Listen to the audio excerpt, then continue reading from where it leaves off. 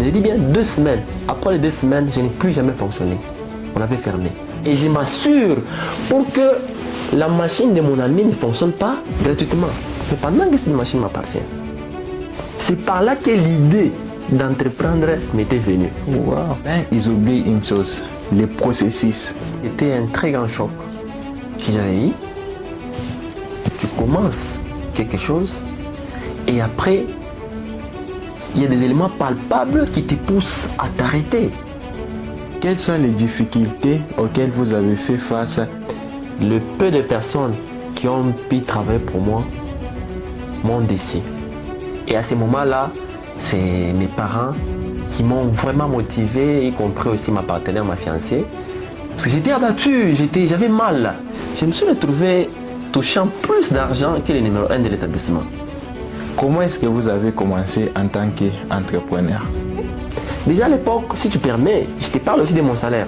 J'ai touché pratiquement, je crois, parce que partout là où nous sommes, il y a toujours des opportunités. Comment se lancer dans l'entrepreneuriat? Je viens d'avoir 3 sources de revenus. Qu'est-ce qui est arrivé lorsque vous avez décidé de déménager à cet endroit-là?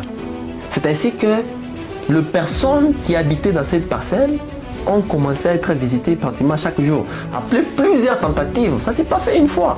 Ils ont fait une première fois, une deuxième fois, une troisième fois. Finalement, ils sont fatigués, ils ont commencé à avoir peur qu'on risque de nous tuer ici. Quelles sont les leçons que vous avez apprises généralement de cet événement-là? C'est stratégique. Quand tu veux créer un business, il faut voir le coin où l'activité va bien se dérouler. En tout cas, c'est beaucoup appris déjà de cette expérience. Voilà. D'ailleurs, ça fait partie des éléments qui découragent les gens à se lancer. Dire, l'école a besoin d'argent pour une certaine urgence. Moi, je vais puiser dans mon argent à la banque pour créditer à l'école. J'avais acheté ma première voiture. Ils ont vu que j'avais une moto. J'ai acheté la moto. En tout cas, que son âme repose un peu. Là, si vous êtes riche mentalement, vous pouvez obtenir aussi la richesse financière. Lorsqu'on commence à gagner un peu d'argent, un peu plus d'argent, Oui. qu'est-ce que nous ne pouvons pas faire? Lorsque vous êtes dans les business, est-ce qu'il y a vraiment une place à l'amour? Il n'y a pas d'amour dans les business. C'est d'ailleurs ça qui détruit. Donc, dans 10 ans, je me vois ne plus être au stade où je suis, évoluer. J'aimerais me lancer dans l'entrepreneuriat, mais je ne sais pas par où commencer. J'aimerais me lancer dans l'entrepreneuriat, mais je n'ai pas d'argent. J'aimerais me lancer dans l'entrepreneuriat, mais j'ai peur. Si toi aussi tu te répètes ce genre de phrases, pas de panique. Aujourd'hui, j'ai fait appel à un entrepreneur qui est excellent dans son domaine et ensemble, nous allons parler de son parcours de vie en tant qu'entrepreneur. Nous allons parler aussi de l'entrepreneuriat. Comment est-ce que nous pouvons faire? Qu'est-ce que nous pouvons faire pour que nous aussi, nous puissions nous lancer sur ce chemin-là? Et je vous rappelle que c'est un entrepreneur qui est très excellent dans son domaine et pas juste une personne qui rêve encore de se lancer. Pourquoi est-ce que j'ai dit ça? Parce que actuellement, ce qui compte vraiment, ce sont les résultats. Ce qui compte vraiment, c'est ce que vous avez accompli dans la vie. Bonjour et bienvenue dans ce podcast qui s'intitule Juste pour savoir.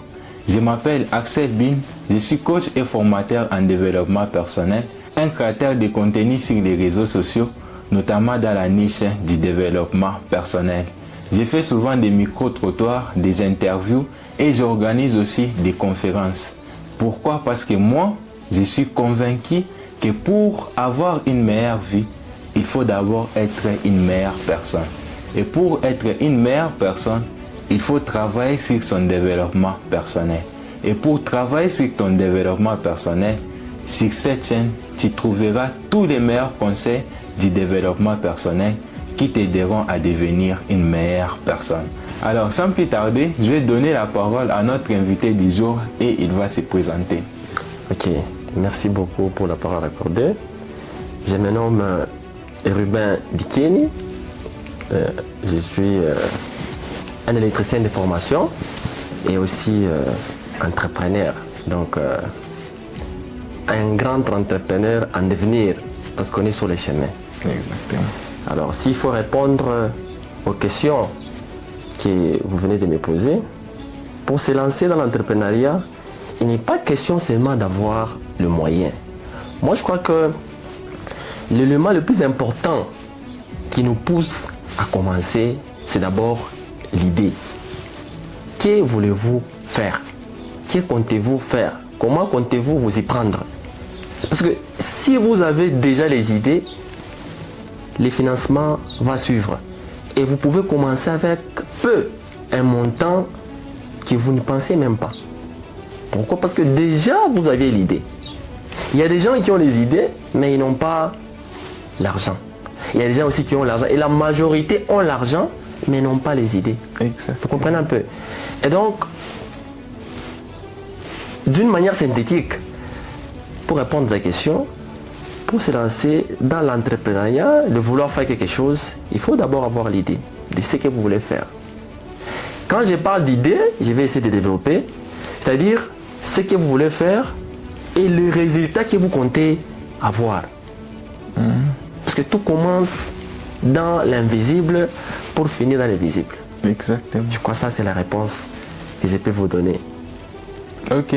Et du coup, aujourd'hui, lorsqu'on parle d'un entrepreneur, la plupart des gens d'abord voient les résultats que l'entrepreneur a fait. Donc la plupart des gens se focalisent uniquement sur les réalisations de l'entrepreneur. Mais ils oublient une chose, les processus. Et du coup, pour faire comprendre aux gens que ce que vous avez accompli jusqu'à aujourd'hui, ce que vous êtes aujourd'hui, n'est pas les fruits du hasard, nous allons parler aussi de votre début.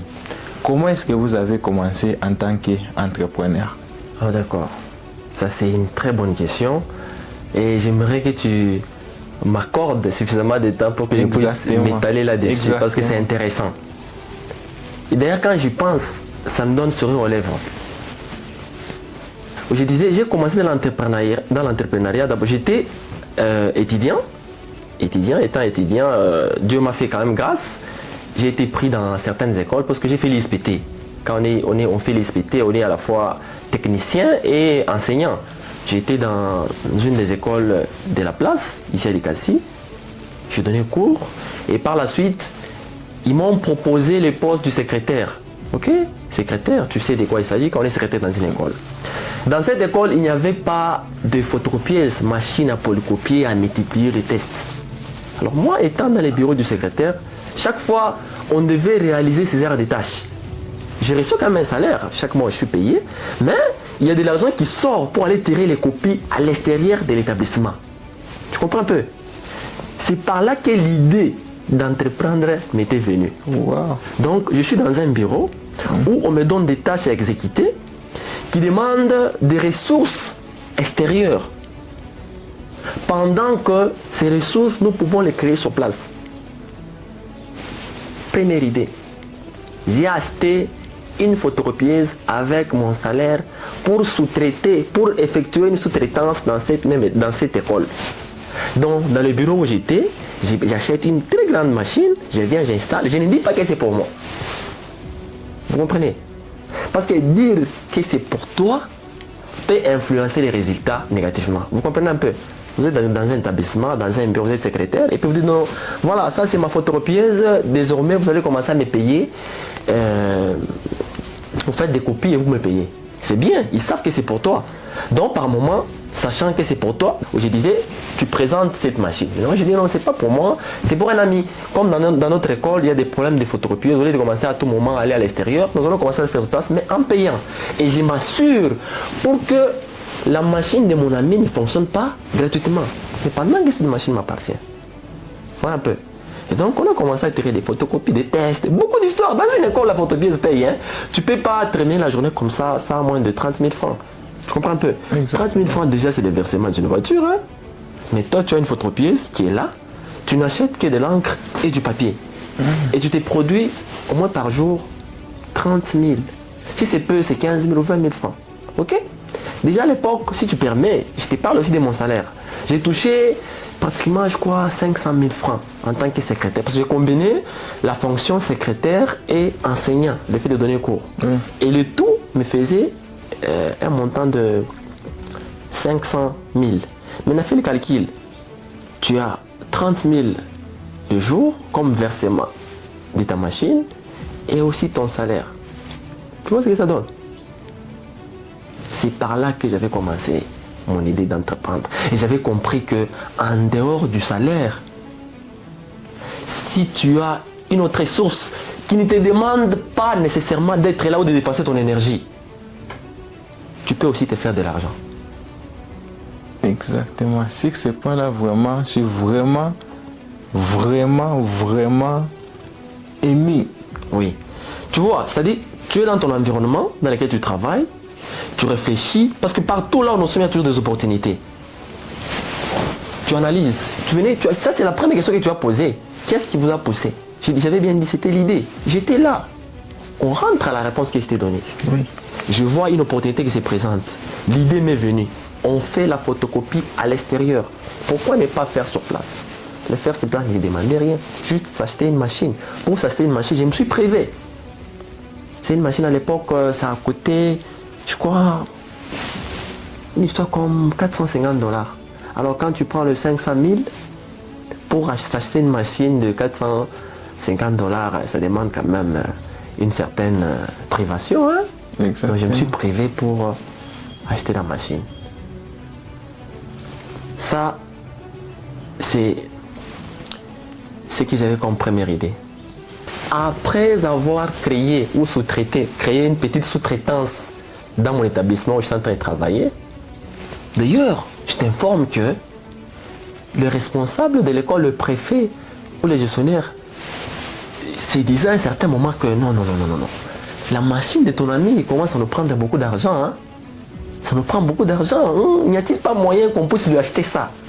Et moi, je m'arrangeais pour que l'établissement ne puisse pas posséder sa propre machine. Parce que posséder sa propre machine revient à détruire mon entreprise que je venais de créer dans cette école. Exactement. Ok?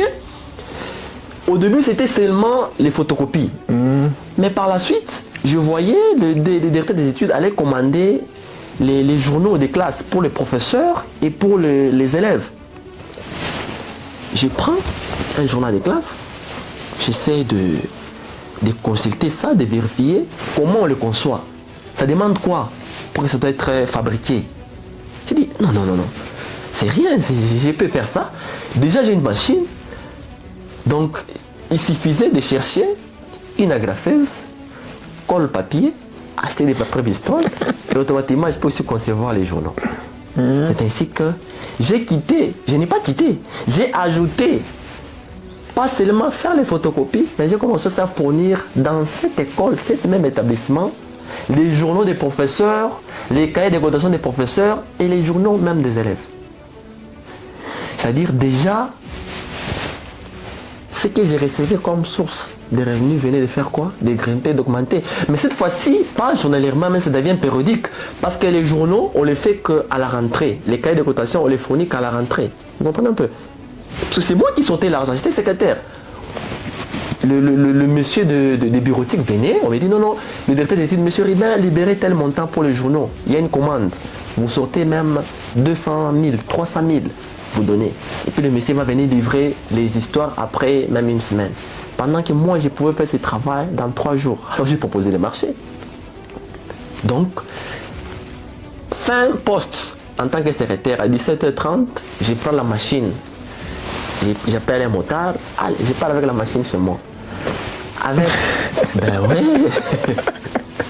Okay. Ben ouais, je pars avec la machine chez moi, je m'enferme dans ma chambre, avec mes fardes de papier Bristol, une photocopieuse, la photocopieuse est là, colle papier, l'agrafeuse, beaucoup d'agrafes que j'ai déjà mis à ma disposition. Je commence à fabriquer les journaux pour les élèves.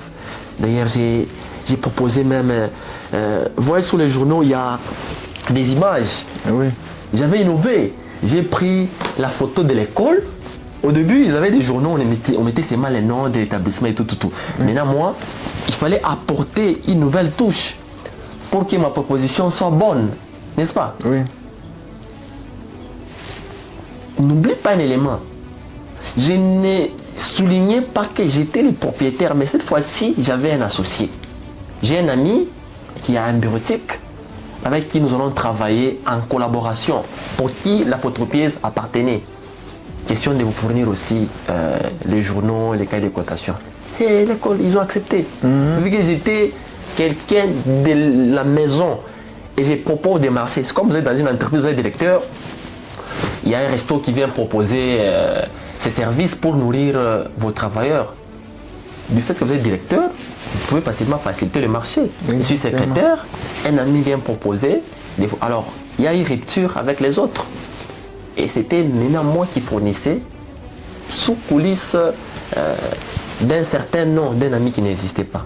Vous comprenez un peu? Tout ça, c'était pour éviter une certaine imbroglio ou confusion dans la manière de recevoir mes revenus. Que la production soit bonne. Parce qu'il y a eu des contraintes qui sont présentées. Mais ces contraintes-là devaient être plus graves. Si déjà au début, on savait que cette histoire m'appartenait. Vous comprenez un peu? J'ai continué à fournir les cahiers, les histoires. Et je me retrouvais... C'est comme si j'ai touché maintenant plus... Parce que c'est moi qui gérais même le fichier de paye. Hein? Alors, par rapport à tout ce que j'avais comme revenu, tout ce que l'école faisait entrer, ce que je prenais en fournissant les services, plus mon salaire, je me suis retrouvé touchant plus d'argent que le numéro 1 de l'établissement. Tu comprends? Les ambitions ne faisaient qu'augmenter. Je dis non, voilà, j'ai déjà ce service qui me produit de l'argent, qu'est-ce que je peux créer encore? Je suis parti à m'acheter une moto et c'est à ce moment-là que les motards ont fait rage. Le transport de moto a commencé. Je m'étais acheté une moto aussi que j'avais mis en transport. Ça, ce sont les premières idées. Donc, d'une photocopieuse à faire le transport avec une moto. C'est pas moi qui faisais, j'ai donné à quelqu'un qui est en train de le faire. Oui. Déjà, sur ce point-là, c'est vraiment très intéressant votre parcours, déjà votre débit. Et du coup, moi, je crois que vous avez même répondu à la question pour savoir comment se lancer dans l'entrepreneuriat. Vous avez dit, premièrement, il faut avoir une idée. Oui. Deuxièmement aussi, résoudre un problème. L'établissement avait besoin de l'imprimante. Vous avez fourni l'imprimante. Et aussi, vous avez un peu caché le fait que ça vous appartenait pour ne pas créer des petits problèmes. Et troisièmement, vous avez dit, donc résoudre un problème, c'était l'important. Et aussi être un peu discret. Voilà. Exactement. La discrétion. Là, tu viens d'utiliser les mots qu'il fallait. Exactement. Et du coup, là, la question qui se pose maintenant, c'est pour savoir, vu que vous êtes passé de la machine à imprimer, et vous avez mis aussi une moto dans les transports, vous vous êtes juste arrêté par là, ou soit vous avez continué? Non, je ne me suis pas arrêté par là, parce que à chaque nouvelle idée qui se présente, il y a aussi des contraintes et des difficultés. Pour dire quoi? Quand vous créez quelque chose, il ne faut pas vous attendre seulement à des résultats positifs. Vous comprenez un peu? Il y a aussi des éléments qui peuvent vous décourager et vous poser la question, dites finalement, pourquoi j'ai commencé?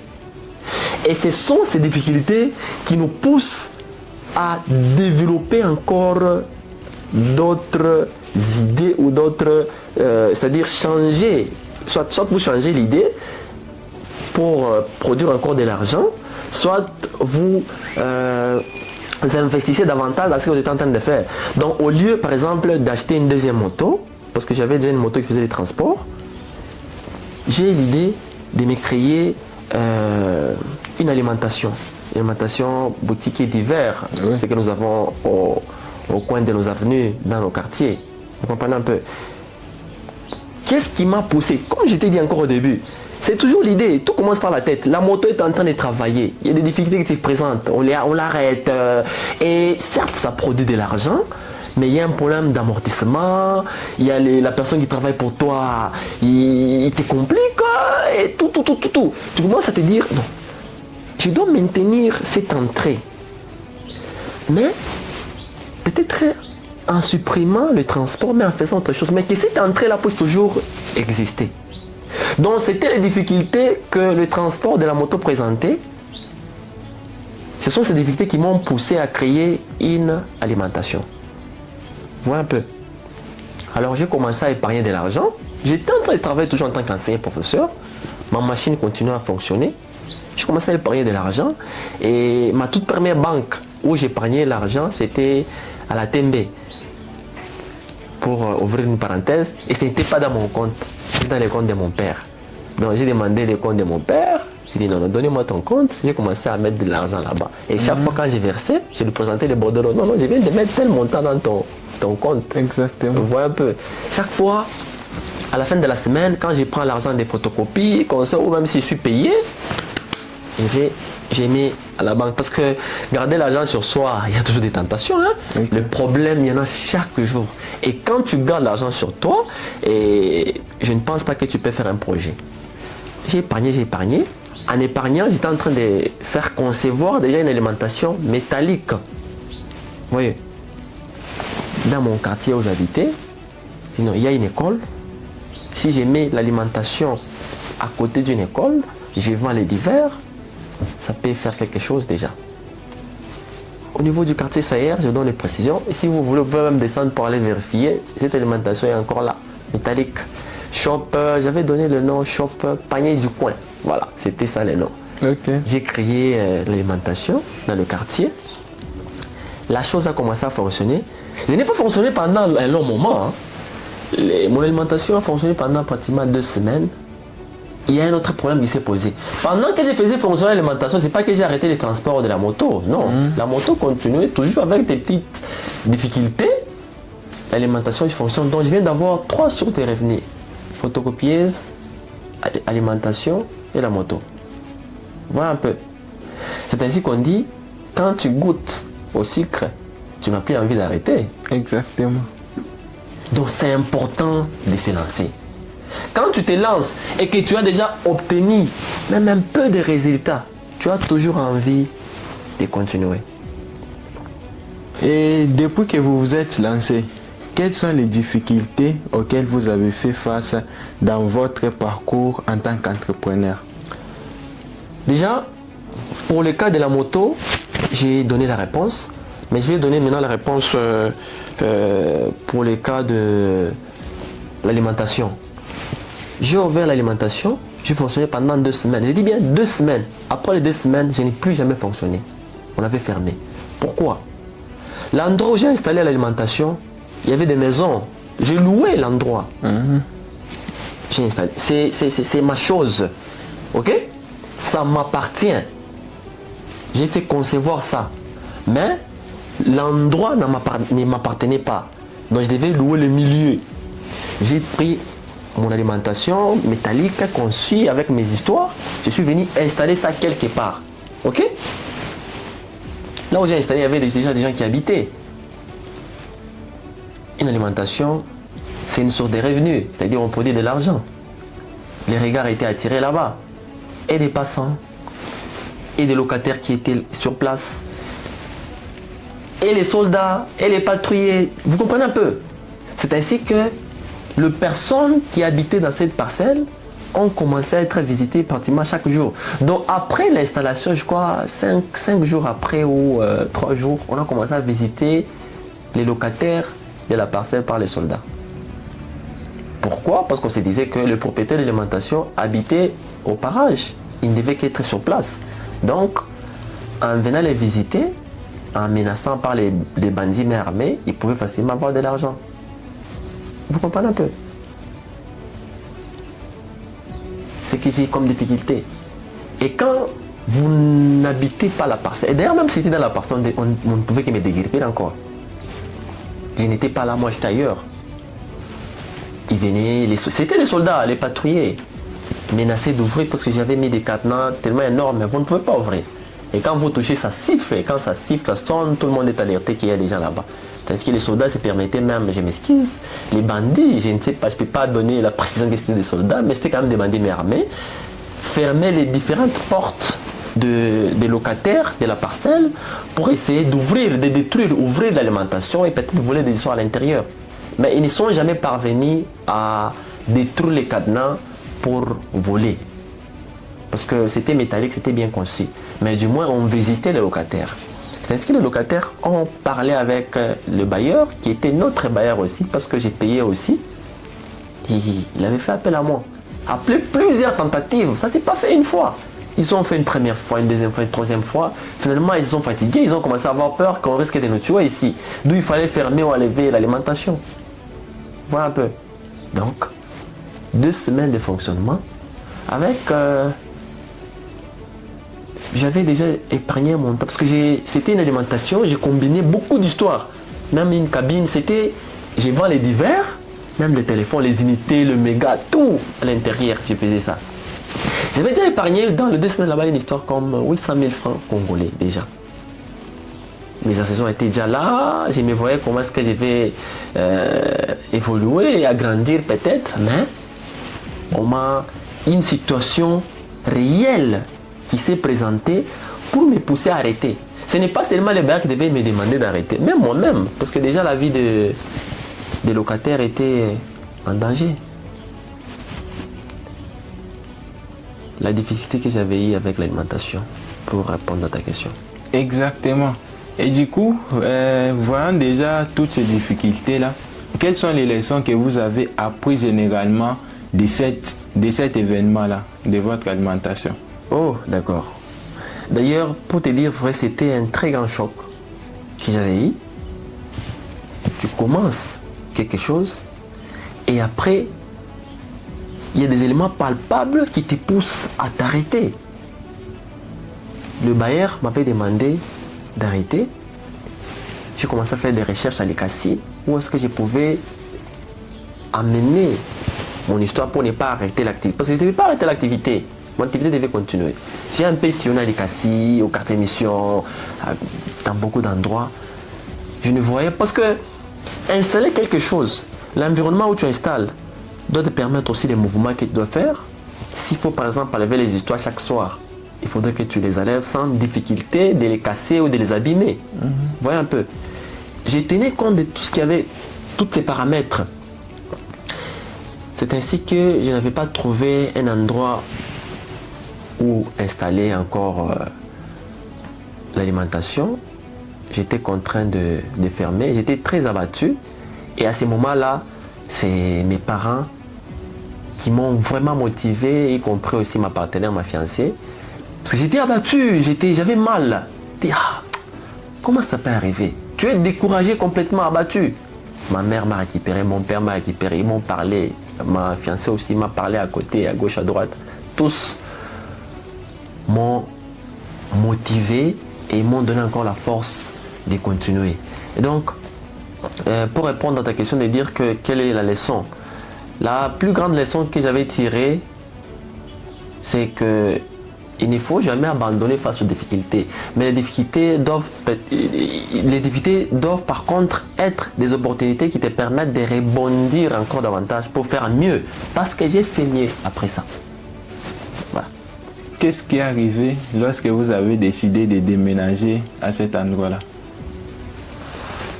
Ce qui est arrivé, c'est-à-dire déjà je me suis fait beaucoup de clients, les gens ont apprécié, ils ont aimé, c'était à côté d'une école, les gens me parlaient, non, il fallait, parce que c'était le quartier où j'ai grandi, pour précision, j'étais dans ce quartier-là, mais l'alimentation n'était pas chez nous, je l'ai mis, parce que notre maison n'était pas sous la principale, il fallait... C'est stratégique quand tu veux créer un business. Il faut voir le coin où l'activité va bien se dérouler. Tu comprends un peu? Alors, c'était un endroit stratégique où je vais installer l'alimentation. Les clients me demandaient, non, pourquoi ne pas mettre ça même chez vous? Vu qu'on connaît déjà qu'il y avait ici, tu pouvais amener ce... Non. Chez nous, déjà qu'il y a un problème de bandits, je ne pouvais pas aussi mettre mes parents en danger. Et donc, ce qui est arrivé, c'est que j'ai transformé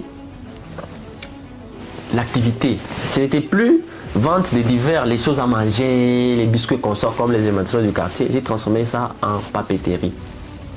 Toujours à côté d'une école encore. Voilà un peu. Mais cette fois-ci, en me rassurant que l'endroit où je vais installer, ça ne va pas poser des problèmes. Pas seulement l'endroit, mais aussi les choses que je vais commencer à vendre vous allez voler les cahiers, les stylos, voilà un peu. Mais dans une alimentation, il y a des biscuits, il y a de l'huile, il y a de la farine. Donc quand vous volez, vous avez déjà les résultats. Mais quand tu voles les cahiers, tu vas donner ça à tes enfants. Et bien, tu vas aller chercher à vendre. Les cahiers, les stylos, les lattes, ça s'achète périodiquement. Exactement. En tout cas, j'ai beaucoup appris déjà de cette expérience. Voilà. Donc, lorsque les difficultés arrivent, il faut juste chercher un moyen pour transformer ces difficultés-là en une victoire. Voilà. Alors, parlons un peu de la personne même que vous avez confiée pour gérer votre alimentation et votre papeterie. Comment est-ce que vous avez trouvé cette personne-là? Est-ce que vous avez eu confiance en lui? Est-ce qu'il vous a aussi dérobé quelques petites sommes et autres? En tout cas, d'ailleurs, ça fait partie des éléments qui découragent les gens à se lancer. Mais on doit s'y faire. Comment contraindre ça? C'est avoir un contrôle régulier. Nous n'allons pas nous voiler la face. La tentation existe toujours. L'alimentation fonctionnait. Il y avait une dame qui travaillait pour moi. J'avais pris une dame parce que, bon, vous comprenez, les dames déjà attirent la clientèle. Quand vous me dites c'est stratégique, hein? Je ne peux pas mettre un gars, il fallait mettre une demoiselle. J'avais placé une demoiselle qui travaillait là-bas. À 17h, quand moi je quitte le travail, je devais remplacer, la remplacer, elle rentre, elle doit quitter pour que moi je continue jusqu'à peut-être même 20h, 21h. La demoiselle qui travaillait dans mon alimentation, au début tout c'était bien. Parce que quand vous travaillez, vous devez faire les statistiques hein, chaque jour. À un certain moment, vous allez comprendre que peu importe la journée, vous ne pouvez pas par exemple vendre moins de 100 000 francs. Parce qu'avant qu'elle ne commence à travailler, j'ai travaillé là-bas moi-même. Ma propre mère a travaillé là-bas aussi. Parce qu'au début, il n'y avait pas de gens pour travailler, on n'avait pas encore engagé quelqu'un. Il fallait que nous puissions nous-mêmes voir le résultat, comment ça se passe, pour la suite chercher quelqu'un. Alors la demoiselle a commencé à travailler, elle continue avec l'allure du début. À un certain moment, ça a commencé à chuter. Et quand ça a commencé à chuter, j'ai compris que elle a pris goût à l'argent. Et qu'elle pouvait aussi se servir comme bon lui semble. Certes, elle dérobait.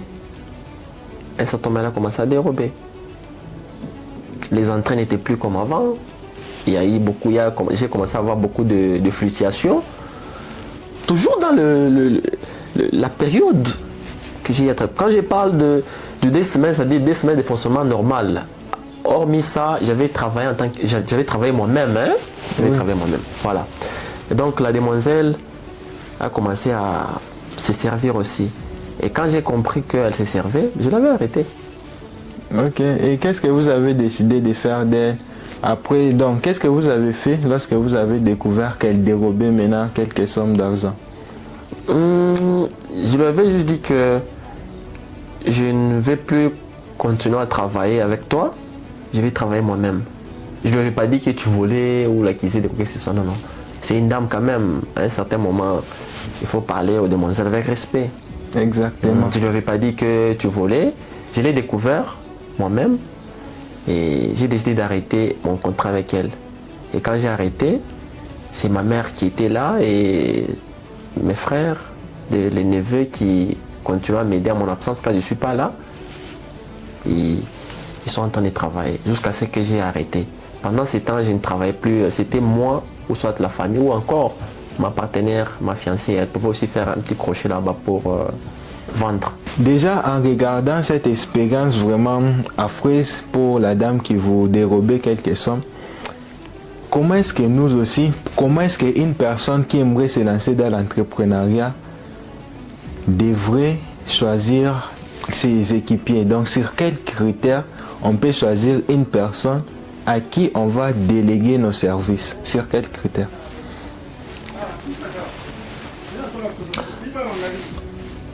Pour être sincère, quand vous voulez commencer l'entrepreneuriat,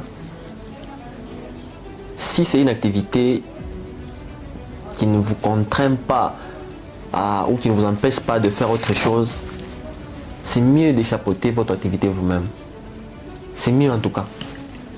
Parce que de nos jours, pour trouver quelqu'un de correct, quelqu'un en qui on peut placer la confiance, c'est très difficile.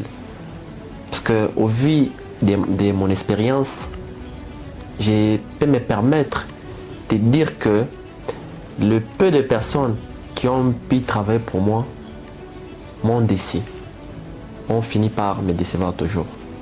C'est par là que je m'étais permis de me dire que non, c'est mieux de faire travailler. Pourtant, tu es là, tu fais les suivis. En parlant des critères, s'il faut parler du critère, bon, important aussi, ici d'une bonne famille, hein, tu essaies de faire des recherches sur sa famille, elle vient d'où, sa famille, ses membres de la famille, et tout, c'est très important. Exactement. Parce que si tu fais un mauvais choix sur la personne qui va travailler pour toi et que dans sa famille il y a des problématiques, il commence, même si elle n'a pas envie de voler, quand elle va commencer à recevoir des visites sur les lieux de service, en recevant les visites sur les lieux de service, si elle a un frère troubadour ou sa maman est compliquée, elle va dire, ma fille, on y peut me cumuler, tu vois un peu. Oui. Et la connexion entre mère et fille ou fils, les mystiques, hein? Donc elle peut que céder, même si elle n'a pas envie de voler, même si elle n'a pas envie de dérober, l'influence extérieure de sa famille peut toujours impacter négativement. C'est ainsi que le choix doit tenir compte de tous ces éléments, ces paramètres. Il y en a beaucoup.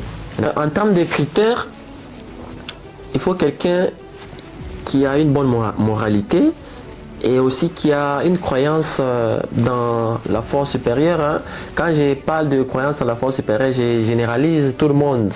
Donc il y a des bons chrétiens, il y a des bons musulmans, il y a des bons mormons. Il y a donc d'une manière générale, quelqu'un qui croit quand même à la force supérieure. Parce que quand on croit à la force supérieure, on évite d'aller à l'encontre de cette force. Donc il faut voir aussi quelqu'un qui a une certaine croyance, qui a des valeurs liées à une certaine religion. Ok? Donc c'est un élément important aussi. Donc quand tu veux prendre cette personne, échange avec la personne, parle avec cette personne, pas seulement dire offre, nous cherchons quelqu'un pour travailler dans l'alimentation. Quand cette personne va venir, ton entretien, ton échange avec cette personne, prends le temps aussi de faire des enquêtes sur sa famille. C'est toujours comme ça que j'ai procédé. Mais cela n'a pas empêché qu'il y ait... je vais te dire après comment contraindre ça, même si quelqu'un est voleur. Parce qu'il y a aussi des techniques. Exactement. Ouais. Déjà, parlant d'une personne qui est croyant, sur ces points-là, vous avez vraiment raison. Je me sers aussi de ces qualités-là pour agrandir un peu mon réseau. Parce que je me dis, si une personne est croyante vraiment, elle va travailler bien. Cette personne-là sera intègre, malgré que il y a aussi des croyants qui essaient un peu de faire quelque chose, mais juste le fait là de croire en quelque chose de grand fera à ce que cette personne-là puisse être honnête. Ça vraiment, c'est Oui. On peut compter sur les croyants. Oui, Et du effectivement. coup, la question que je devrais encore poser, c'était pour savoir comment maintenant se comporter lorsque on vient de découvrir que non, une personne est en train de dérober quelque chose. Comment est-ce qu'on peut empêcher cela? Ok. Trop souvent, on a toujours tendance à chercher à faire partir. Or, en faisant partir la personne pour trouver encore, c'est une difficulté. Parce que quand nous avons une activité qui fonctionne, il faudrait que l'activité fonctionne d'une manière continue. Faire partir la personne qui travaillait peut te pousser à fermer momentanément. Quand tu fais momentanément, ce sont des pertes que tu es en train de faire. Or, quand on est dans l'entrepreneuriat, quand on produit, il faut s'attendre à des résultats chaque jour quand même. Il faut qu'il y ait une certaine continuité des services. Parce que quand ton activité fonctionne d'une manière continue, même la clientèle s'habitue. Aujourd'hui, tu es fermé. Demain, tu ouvres. Après-demain, fermé. Pourquoi? Parce que tu n'as pas quelqu'un présent qui va travailler pour toi. C'est ainsi que pour contraindre ça, il y a un problème de contrôle qui intervient. Quand j'étais du côté alimentation, dans l'alimentation, il y a... Vous vendez les divers en détail, le sucre, les bonbons. C'est complexe à contrôler et à faire les statistiques. L'idée de transformer l'alimentation en papeterie, c'était pas seulement parce que j'ai eu des difficultés de l'autre côté, mais c'était aussi dans l'objectif d'améliorer les contrôles de la chose. Tu comprends un peu? Quand j'ai créé, quand on a eu l'idée de créer la papeterie, il fallait, au début, on n'a pas parlé de la création, mais je vais quand même ouvrir une parenthèse. J'ai listé tout ce qu'il y avait comme article sur l'ordinateur, en Excel. J'ai inséré tout ce que j'ai acheté comme élément, en détail, le nombre, tout, l'argent qui cela a pris, tout, les sommes, j'ai inséré des formules, j'ai créé un tableau Excel où il suffisait d'introduire les chiffres et ça déduisait automatiquement le prix d'achat, prix des ventes et même les bénéfices et même les stocks qui restent. Voilà un peu. Donc j'ai renforcé les contrôles de la chose. Pourquoi? Parce que avec la papeterie, c'est facile de contrôler le nombre de cailles, le nombre de fardes. C'était facile de contrôler un peu les articles comparativement à une alimentation où tu ne sais pas savoir certains éléments avec beaucoup de détails. Donc pour contraindre ça, il est question de renforcer les contrôles, un contrôle régulier, effectuer des inventaires. Au lieu d'attendre peut-être une semaine pour faire l'inventaire, tu le fais après 3 jours. Ou si tu as le temps, même chaque soir, tu le fais. Quand la personne rentre, elle te fait les rapports. Tu passes, tu essaies de contrôler. Elle a vendu combien de stylos aujourd'hui, combien de cahiers, combien de lattes. Parce que quand elle vend, elle écrit dans un cahier. Et puis toi, tu contrôles maintenant ce qu'elle a vendu. Un peu. Quand tu te rends compte qu'il y a perte, ça peut être perte, mais quand ça se répète, là, ça devient maintenant le vol. Exactement. Et quand tu constates que la personne est en train de voler, tu lui réprimandes. Tu dis non, je sais ce que tu es en train de faire, voilà, on fait l'inventaire ensemble. La semaine passée, tu as fait ça. Je ne veux plus que ça se répète. Quand ça va se répéter prochainement, je vais couper sur ton salaire pour compenser la perte. D'ailleurs, c'était une technique aussi que je venais à peine de penser. Oui. S'il y a, donc, si les prix d'argent que je pense souvent que j'économise est en train de diminuer, moi aussi je diminue sur ton salaire. Oui, c'est-à-dire quand nous faisons l'inventaire, quand vous faites quelque chose, il y a toujours des pertes. Mais quand il y a trop de pertes, là, ça ne se justifie plus. À ce moment-là, on compense avec ton salaire. À toi de voir. Soit tu continues à voler, tu n'auras plus de salaire. Voilà un peu. Donc ça fait partie des méthodes pour contraindre. D'ailleurs, on les fait même dans les entreprises. Tu t'absentes, on te coupe l'argent. Pour te dire qu'il ne faut pas t'absenter. Exactement. Et lorsque vous avez décidé d'ouvrir cette papeterie-là, vous étiez uniquement arrêté sur la papeterie ou soit vous avez encore inclus d'autres choses là à l'intérieur? En tout cas, ce n'était pas qu'une papeterie. Parce que dans la papeterie, ce sont les articles des élèves, les sacs, voilà un peu les outils pour l'éducation. Mais nous, on a combiné avec même l'habillement. Parce que si je peux te montrer les photos, parce que j'en ai encore, ou au besoin même une visite, nous on combine papeterie et l'habillement, les souliers, même des pagnes. Parce que à côté d'une école, il y a les filles couturières qui ont besoin de pagnes, il y a des histoires qu'ils utilisent. Donc c'est une papeterie combinée à plusieurs éléments et aussi des travaux, des bureautiques, un ordinateur et une photocopieuse aussi à l'intérieur. Parce qu'il arrive parfois, l'école qui est à côté n'arrive pas à faire des photocopies, les élèves viennent à côté là-bas pour effectuer ces histoires. Tout ça, c'est pour renforcer les sources de revenus. Tu vois, quand tu as une papeterie, les achats sont périodiques. Les clients ne les achètent pas chaque jour. Au début, je n'ai pas combiné tout ça. C'est au fur et à mesure qu'on fonctionnait que les idées venaient. Quand j'ouvre la papeterie, c'est à la rentrée qu'on achète beaucoup. Tu as beaucoup d'argent lors de la rentrée. Une fois, les cahiers ne s'achètent pas à tout moment. Il fallait chercher autre chose qui fera ce que chaque jour qu'on ait de l'argent. C'est ainsi qu'on a eu l'idée d'ajouter d'autres articles. On a ajouté le pain, on a ajouté les souliers, on a ajouté les babouches, on a ajouté les services de Airtel Money, Unité, toujours dans cette papeterie-là. Également, la location de chaises, les chaises en plastique. Et aussi, j'ai fait même confectionner les chaises événementielles pour, genre, quand tu veux prédoter, par exemple, les chaises qu'on loue. Exactement. On en a créé aussi. Donc, c'est une papeterie qui combine un peu plusieurs services. Ça, vraiment, c'est extraordinaire. Donc, on commence d'abord avec ce qu'on a et au fur et à mesure que les idées viennent, on ajoute aussi. Oui, quand tu es dans la papeterie, tu travailles une journée. Au début, tu fais entrer par exemple 200 000 francs pendant la période de rentrée parce qu'on t'achète les sacs, les souliers, les ceintures, les cahiers, les lattes. Et puis, quand la période de rentrée termine, tu commences à travailler les jours comme ça, tu vas faire entrer que 5 000. Les idées ne peuvent que venir. Qu'est faire pour qu'on m'achète encore davantage? Parce que l'objectif, c'est vendre beaucoup. Ce n'est pas avoir les articles que tu regardes comme si c'était des monuments. C'est arriver à vendre. C'est quand tu ne vends pas que l'idée te vient. Donc, qu'est-ce que j'ai pu créer? Donc, l'argent qui m'a permis d'avoir beaucoup de cahiers, de sacs lors de la rentrée, je prends cette somme d'argent, j'achète d'autres articles qui peuvent, que je peux écouler facilement. Quand nous allons encore vers notre rentrée, j'aurai déjà de l'argent, amassé beaucoup d'argent, je vais encore acheter les cahiers. C'est comme ça, on combine. Mais ce n'est pas que les cahiers vont disparaître dans la papeterie. Il y en a toujours. Exactement. Donc si déjà j'ai encore appris une chose, c'est que les idées proviennent du manque. Oui, l'absence. Voilà, ok. C'était ça d'ailleurs même au début encore que j'avais dit. Ok, donc une fois que nous sommes dans les manques, on réfléchit à ce que on va... Comment pallier à ça? Comment répondre à ces besoins pour trouver solution? Effectivement, oui. Exactement. Alors, quand est-ce que vous avez décidé d'arrêter votre métier en tant que secrétaire? Oh, d'accord. Là, c'est une très bonne question.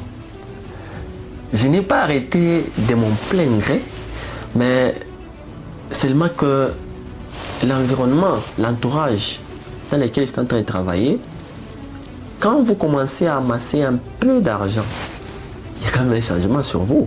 Exactement. Et du fait que j'étais secrétaire financier, bien sûr, parce que les finances passaient par moi, je faisais déjà mes activités. Quand je faisais mes activités, quand même, je ne dirais pas que mon mode de vie a changé, mais quand même, il y a eu un petit changement. Pourquoi? Parce que j'ai parvenu même, à un certain moment, à emprunter de l'argent dans l'établissement. C'est-à-dire, l'école a besoin d'argent pour une certaine urgence. Moi, je vais puiser dans mon argent à la banque pour créditer à l'école, pas gratuitement, hein? C'est-à-dire quand je donne comme ça, il faut qu'il y ait, on va me retourner ça avec un certain pourcentage, c'est comme à la banque, non? Alors déjà ça, il ne pouvait que se poser des idées et se demander, soit je suis en train de voler, je suis en train de tourner l'argent de l'école, ce sont des idées d'ailleurs qui se disaient même.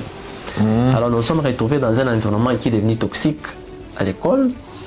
On ne s'entendait plus avec notre préfet, paix à son âme, c'était un prêtre, il est déjà décédé.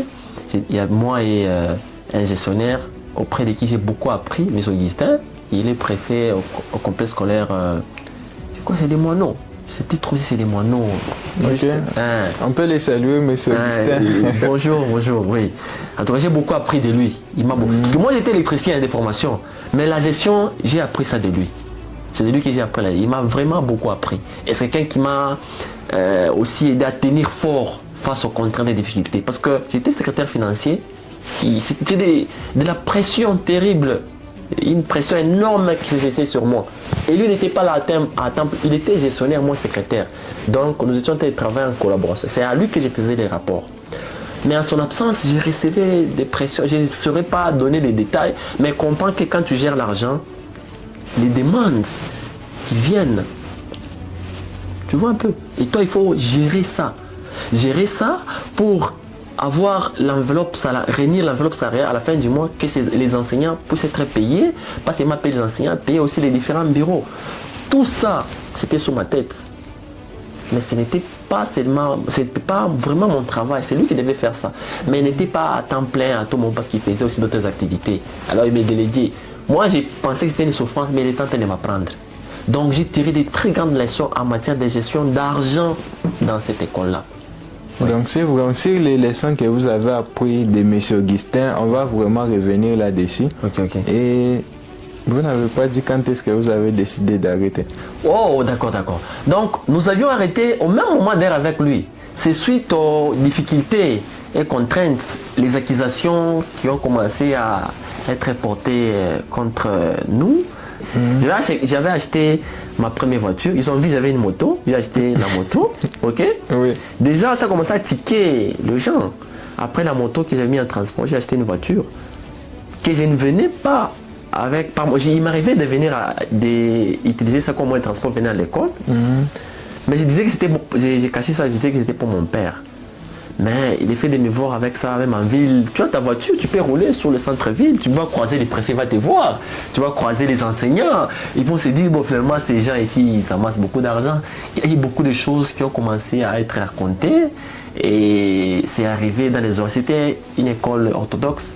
C'est arrivé dans l'oreille du gestionnaire, le numéro 1. Alors, on ne pouvait qu'écouter plus le prêtre. Il est prêtre, comme le monsieur l'abbé, que nous, les laïcs, qui n'étions pas affiliés à l'église orthodoxe. Donc on nous a porté beaucoup d'accusations. Nous avons commencé à travailler dans un environnement toxique. Vous êtes dans un bureau, vous ne vous savez plus avec le préfet de l'établissement, tout simplement parce qu'il estime que vous gagnez plus que lui. Et c'est ça qui a fait à ce que nous avions arrêté. Moi et M. Augustin, au même moment, on a arrêté, on a quitté l'établissement. Mais je vous dis, après notre départ, il y a eu des problèmes. Et on avait encore fait recours à nous. Mais cette fois-ci, on n'avait pas voulu continuer. Parce que déjà, j'étais dans d'autres histoires déjà. Ok. Déjà, là, on a parlé de vos accumulations, de votre débit, de votre parcours déjà. Oui. On a oublié une chose. Bien avant tout ça, est-ce que vous avez connu la pauvreté? En tout cas, d'ailleurs, c'est la grande motivation qui se cache ou qui s'est cachée derrière tout ce que j'ai pu accomplir. Hein. En tout cas, je ne vais pas, on ne va pas se voler la face. Hein. On vient de là. On vient de là. Et c'est une histoire, s'il faut la raconter plutôt, je risque d'avoir même des larmes aux yeux. On vient de quelque part tous. On vient de quelque part tous. Donc oui, j'ai connu la pauvreté sur tout le plan. Sur tout le plan. Non, je viens de loin. Et déjà, j'ai dit paix à l'âme de ma mère, cette brave dame qui, au détriment de tout ça, elle a toujours été là pour nous. Et c'est grâce à elle qu'on a pu faire, on a pu accomplir ce que c'est pourquoi nous parlons aujourd'hui. En tout cas, que son âme repose un peu. Oui. Ok. Donc, de la pauvreté, vous avez eu la motivation de commencer quelque chose. De la pauvreté, vous avez puisé la motivation pour faire les choses. Changer d'état. Exactement. Oui. Qu'est-ce que vous direz à des personnes qui sont déjà pauvres un peu financièrement, pour le dire honnêtement, et à ces personnes qui sont aussi pauvres mentalement? Qu'est-ce que vous pouvez leur dire? La grande pauvreté, comme j'ai dit encore au début, c'est le mental. En fait, déjà, si vous êtes riche mentalement, vous pouvez obtenir aussi la richesse financière. Wow. Voilà un peu. C'est pourquoi il faut toujours se battre, c'est être pauvre mentalement. Vous pouvez redire un peu la phrase là, si vous êtes riche mentalement. Effectivement, si vous êtes riche mentalement, vous avez la possibilité d'obtenir la richesse même financière. Palpez ça. Wow. Ce qui compte, c'est la richesse au niveau de votre mental. Wow. En tout cas, c'est les grands secrets. C'est les grands secrets.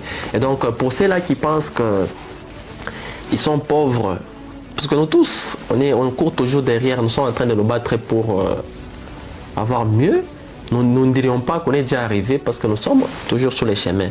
Et d'ailleurs, nous ne parlons pas, s'il faut encore bien parler, nous ne parlons pas de résultats parce que nous ne sommes pas encore arrivés, mais nous sommes sur les chemins. Donc nous parlons du processus.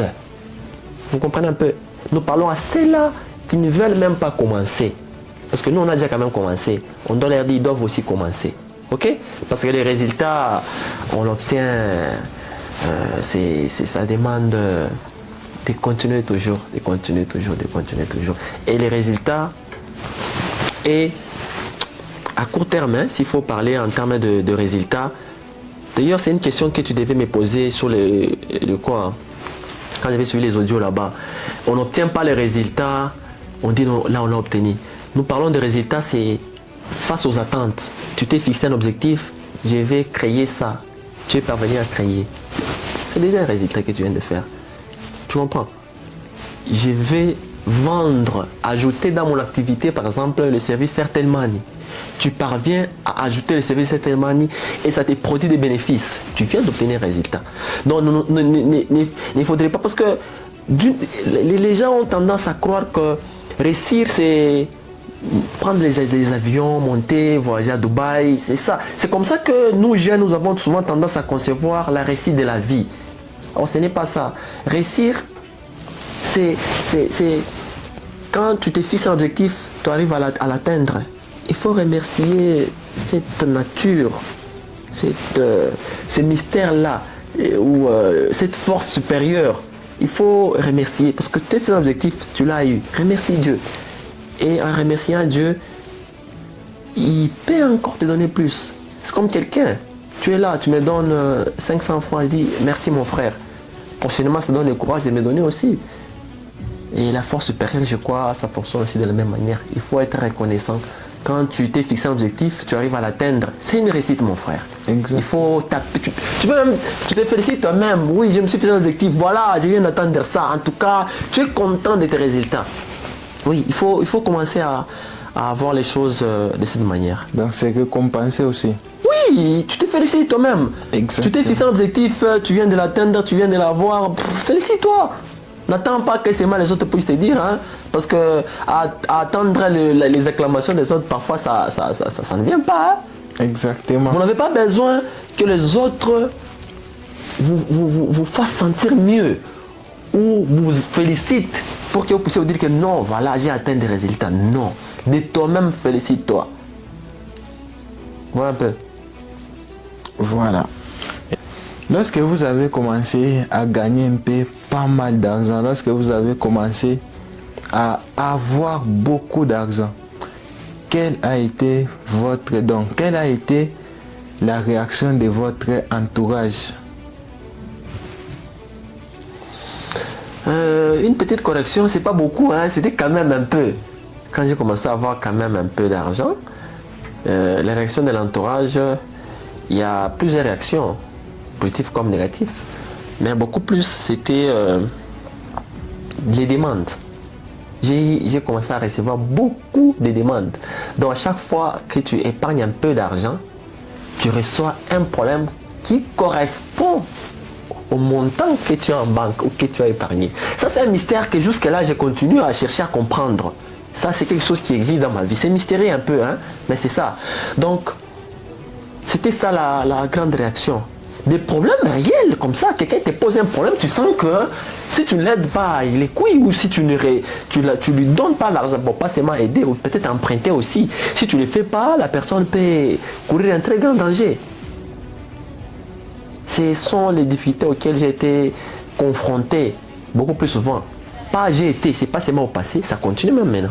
Ok, sur ce point-là, déjà, même M. Nezim a dit ça récemment dans l'interview. Oui. Il a dit un pauvre a des besoins qui sont liés à sa pauvreté, à son niveau de vie. Oui. Et le riche aussi a des besoins qui est lié à son niveau de vie.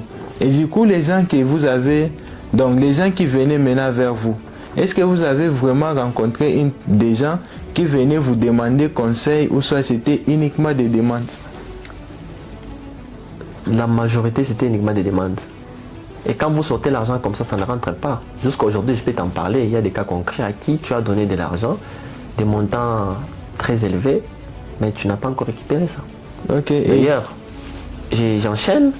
Récemment, j'ai fait même un déplacement pendant mon congé pour mettre un peu de la pression sur certaines personnes qui me doivent de l'argent, à qui j'ai emprunté déjà il y a beaucoup de temps.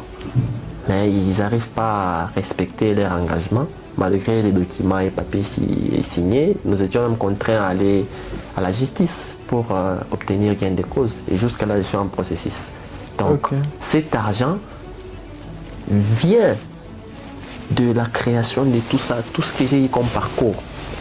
Ce sont des conséquences de amasser un peu d'argent et recevoir les demandes et chercher à les résoudre. Ok. Lorsqu'on commence à gagner beaucoup d'argent, lorsqu'on commence à gagner un peu d'argent, un peu plus d'argent, oui. Qu'est-ce que nous ne pouvons pas faire? C'est se permettre d'avoir le cœur sous la main. Il ne faut pas avoir le cœur sous la main. Il faut éviter ça. C'est quelque chose qui ne va pas te permettre d'évoluer. Oui. Je dirais par contre, il faut avoir même un cœur en pierre. Parce qu'avec un cœur en pierre, ça va t'aider à évoluer. Tu aides les gens quand tu es stable. Mais quand vous êtes encore dans les processus, si vous aidez, vous ne vous aimez pas vous-même. Tu es en train de te détruire. Tu penses aider. Parfois, nous pensons aider, mais on n'aide pas.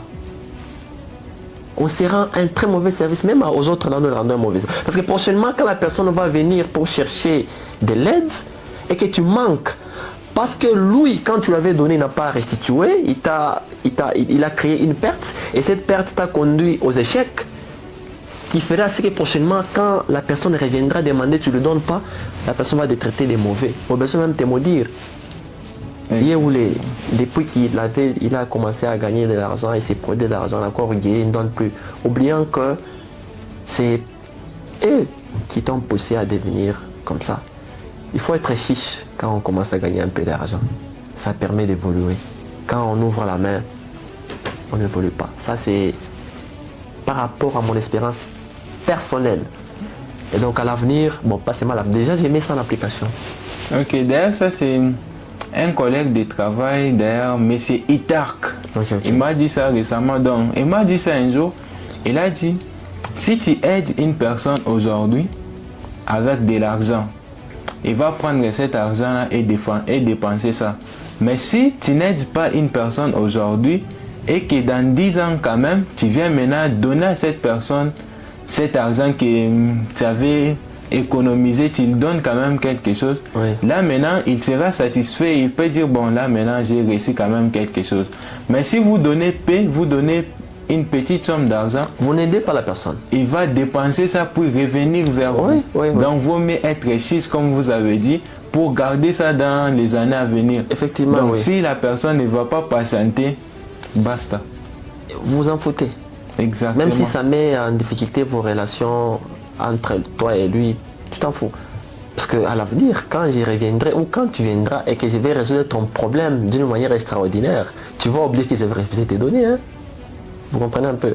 Donc il y a certaines réactions de gens qui sont passagères dont il faut s'en foutre quand on est sur le chemin, on est en processus de vouloir se créer quelque chose, se frayer un chemin. Il ne faut pas trop t'en faire des réactions de gens.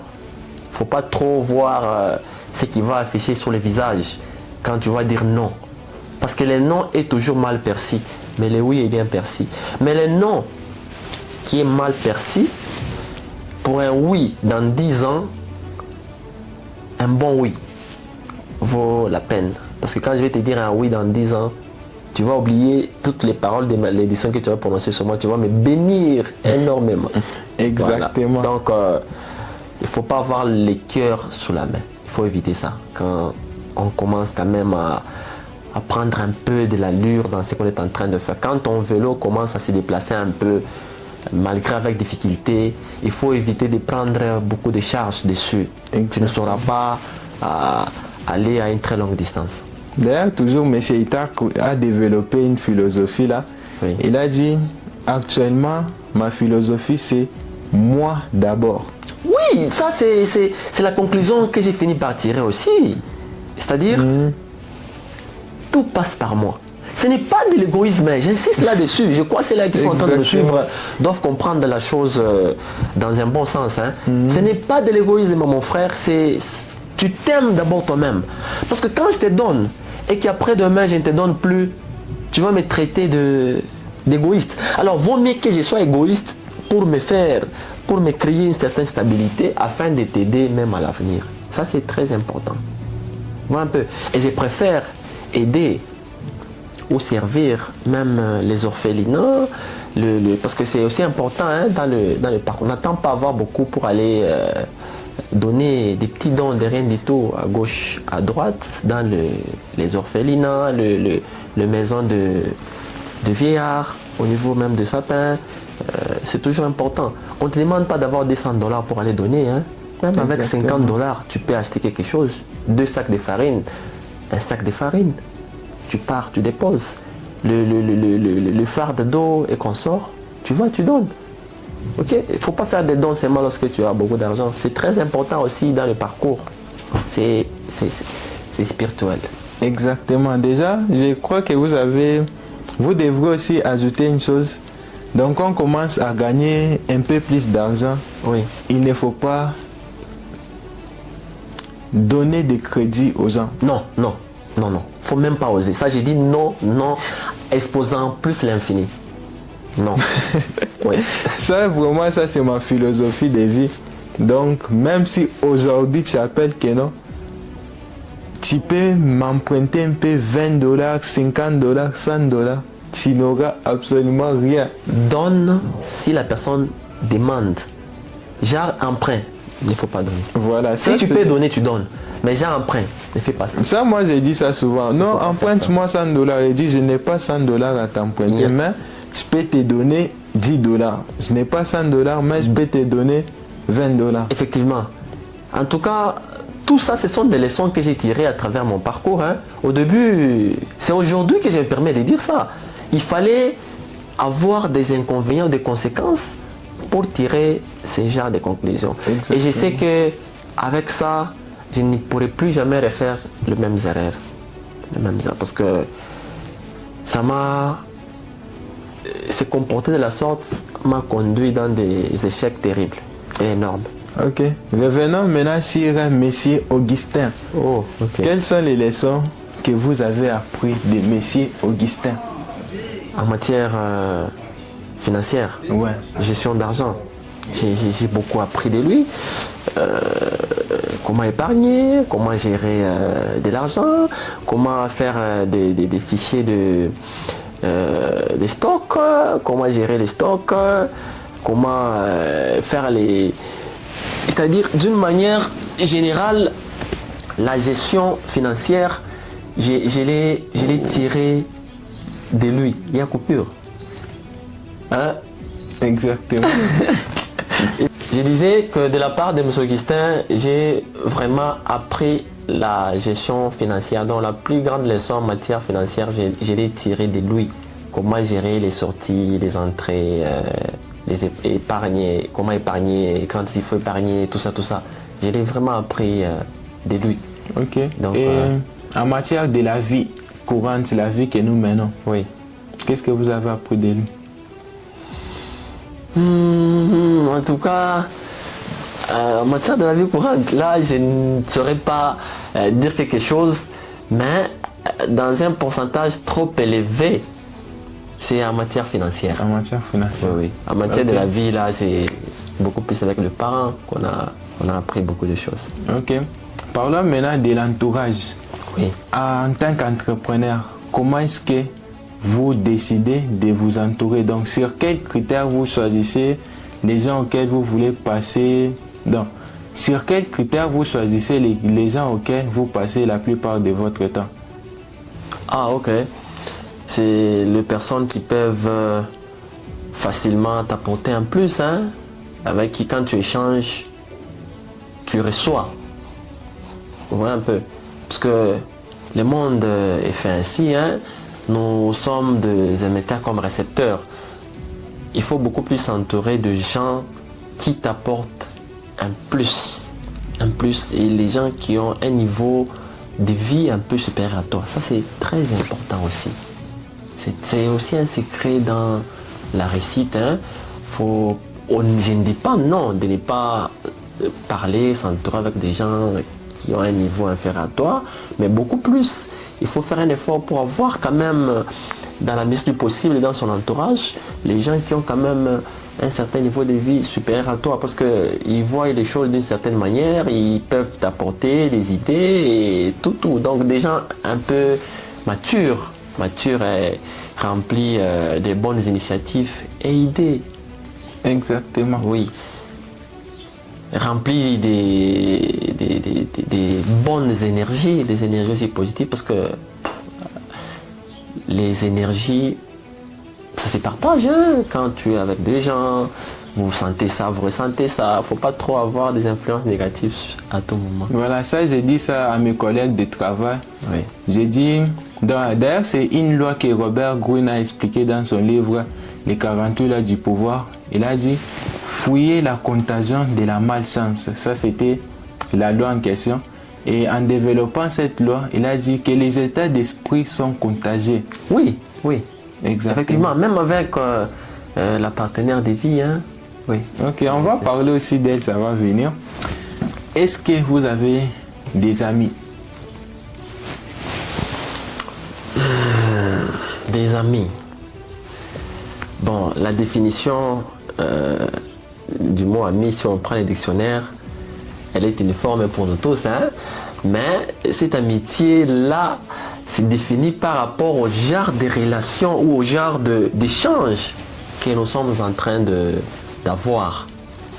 Bon, je dirais, bon, oui, il y a quand même des amis. Il y a quand même des amis. Je ne vais pas dire non, mais quand même il y a des amis. Ok. D'ailleurs, moi j'ai dit ça à un collègue aussi hier d'ailleurs, la nuit. Oui.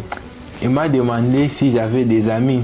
Je lui ai dit, bon, honnêtement, si on entrait dans les dictionnaires, comme vous venez de le dire, et qu'on donnait la définition du mot ami, on entrait vraiment en profondeur de l'amitié. Nous n'avons pas d'amis. On n'a pas des amis. Voilà. Je l'ai dit ça hier soir. Ça vraiment, c'est un point aussi très capital. Mais même la réponse que je viens de donner, c'est pour ne pas vexer. C'est là qu'ils vont nous regarder, qui se disent être nos amis. Exactement. Non, on lui a posé la question s'il a des amis là niés. Donc on n'est plus des amis. Raison pour laquelle on répond toujours avec un peu de sagesse. Et moi, une personne m'a dit ça récemment. Elle m'a dit non. Donc, je l'ai demandé. Donc, la personne qui m'a dit ça, il y avait une autre personne qui me connaissait. Et la personne qui me connaissait a dit à cette personne-là que non, nous sommes des amis, nous sommes des vrais amis et autres. Mais lorsque cette personne-là m'a posé la question si j'avais des amis, je lui ai dit ce n'est pas des amis. Et cette personne a cité cette personne-là. Oh non, mais lui m'a dit que tu es son meilleur ami. Tu vois déjà que tu as créé une certaine... D'ailleurs, il va se sentir vexé si on devait dire ça.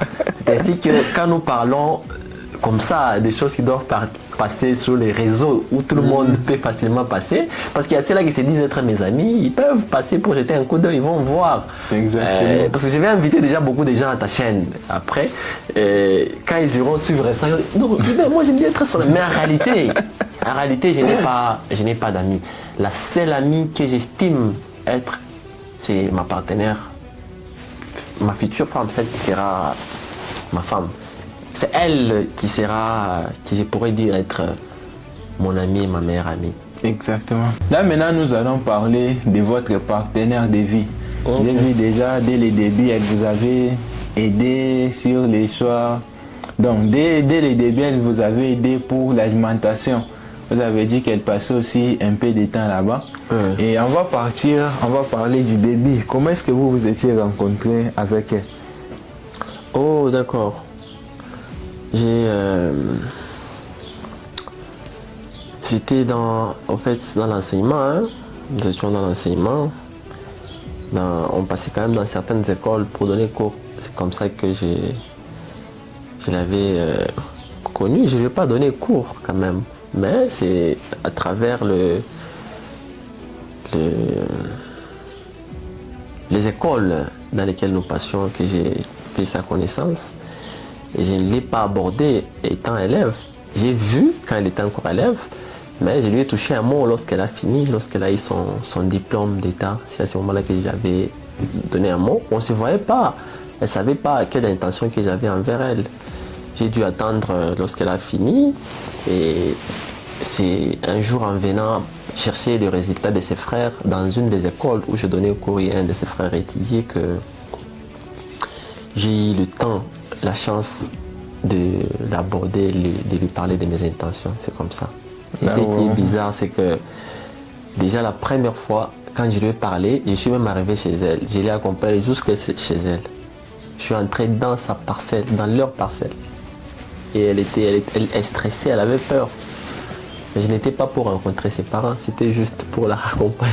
Ok, là vraiment c'est déjà un très bon début. Oui, parce que j'étais déterminé, je ne craignais rien. Je me disais que même si son papa pouvait poser la question, vous êtes qui? J'allais dire, m'a dit non, non. Ta fille, il y a ça, il y a ça, il y a ça. Donc, exactement, parce que dans la plupart des cas déjà, les débuts d'une relation aussi, ça prédit aussi dans un autre cas si cette relation-là va vraiment traîner. Et là, c'est quelque chose vraiment d'important. Il faut vraiment compter sur ça. Oui. Et du coup, elle vous a beaucoup aidé. Du coup, est-ce que vous pouvez nous dire sur quels critères vous avez eu à la choisir? Parce qu'actuellement, il y a beaucoup de filles, il y a beaucoup de femmes. Mais vous l'avez choisi uniquement elle. Oh, d'accord. Ce qui est vrai d'abord, c'est quelqu'un que j'ai vu grandir dans pratiquement le même environnement que moi, à distance. Hein.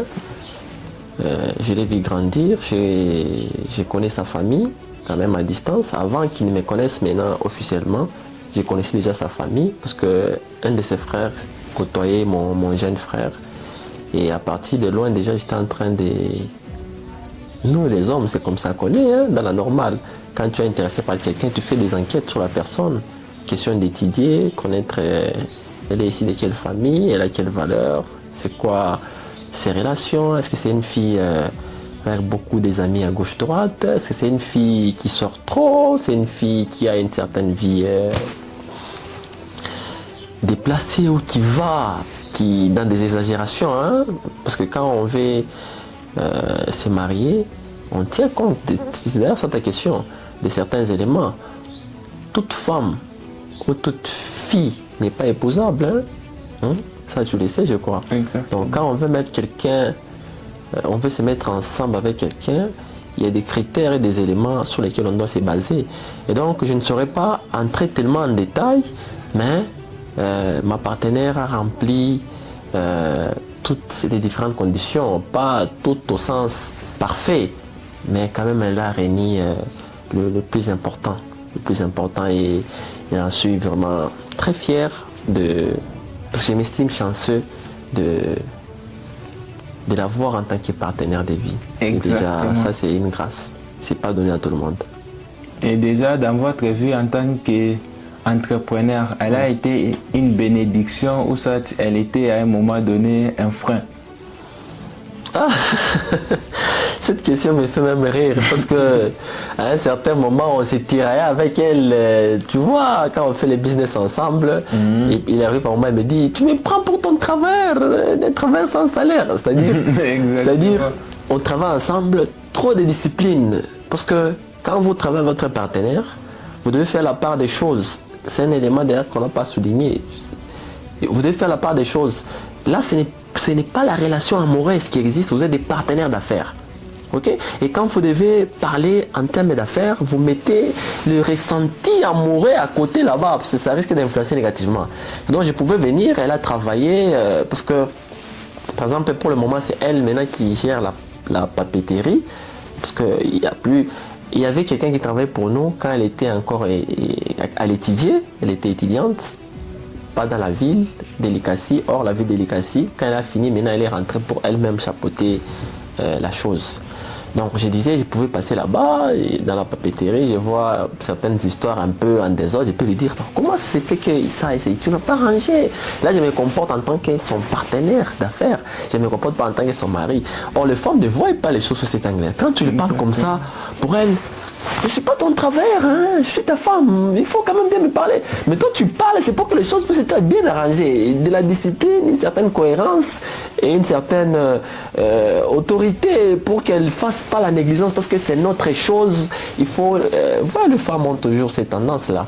Donc il y a quand même eu des... Je ne vais pas dire qu'il n'y a pas eu de difficultés entre nous deux, où elle n'a pas été un frein à certains moments, certes. À un moment elle a été frein, quand elle n'avait pas encore compris c'est pourquoi l'existence de la chose. Mais avec le temps, elle a compris que ce n'était que pour son bien que cette chose existait. Ce n'était que pour son futur, pour que son futur puisse être assuré d'une certaine manière que la chose existait.